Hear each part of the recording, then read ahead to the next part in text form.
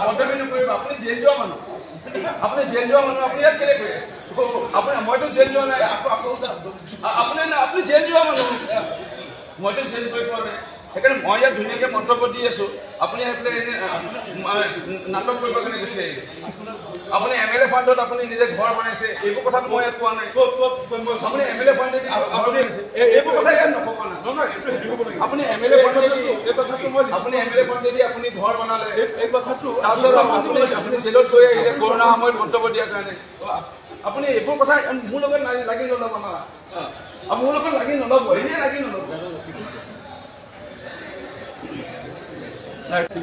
এতিয়া মানে তেওঁ পাগলৰ প্ৰলাপ বকি আছে